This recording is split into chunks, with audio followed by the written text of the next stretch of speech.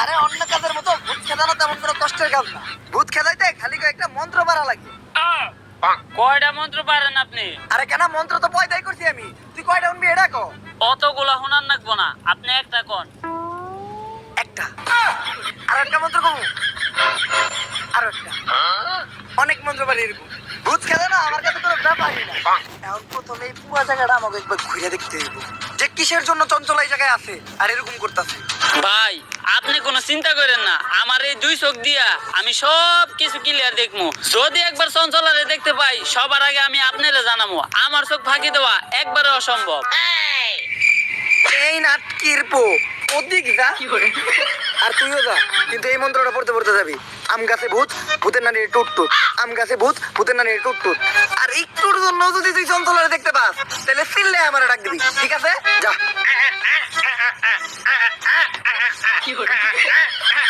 আমার নানি রেখে গেছিল কে? আমার পিছেও চোখ সামনেও চোখ, আমার চোখ ফাঁকি দিয়ে চঞ্চলা কই যাব। কি রে দরজা এত ছোট কে? শালার মিস্ত্রি কোন হালারে দরজা এত ছোট বানাইছে। কোনায় কোনায় নজর আমার, চঞ্চলা আমার চোখ ফাঁকি দিব এটা হইতেই পারে না। কিরে ঘরের মাঝখানে খাম্বা তুলে রাখছে কেরা? এই মিস্ত্রি হালার পর কামই ভালো না। দরজা দিছে ছোট, আবার ঘরের মাঝখানে এত মোটা খাম্বা তুলে রাখছে। যাই খাম্বা যেহেতু পাইছি আর মোটা হয়েছে একটু মইতানো।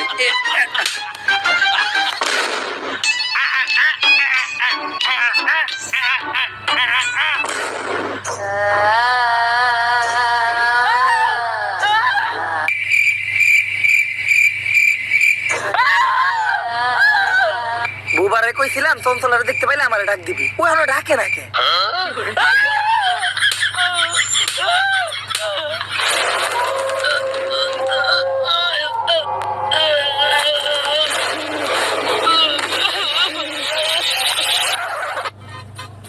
কই চঞ্চলা? দুই চার এলাকায় তো চঞ্চলারে দেখি না।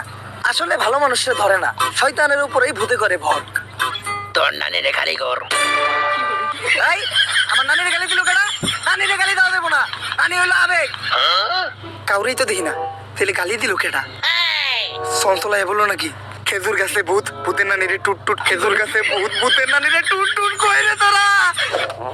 এতটুকু অন্তত জানতে পারলাম যে এই জায়গায় চঞ্চলা শিওর আছে, কিন্তু চঞ্চলা এই জায়গায় আইলো কই থেকে আর ও কি চাইতাছে এইটাই এখন আমাকে জানতে হইব। কি কইতাছে ও? এইটাই কইতাছে। এই গ্রামের একটা মুরব্বী ওজার লগে কথা কইতে হইব, উনি এই বিষয়ে কিছু জানতে পারে। এই যে ইনি হইলো এই গ্রামের সবচেয়ে বৃদ্ধ ওজা। আগে হারে দেখে ডরাইতো ভূতে, এমন অবস্থা হইছে এখন নিজেই বিছনায় হইয়া মরতে। ওজা সাহেব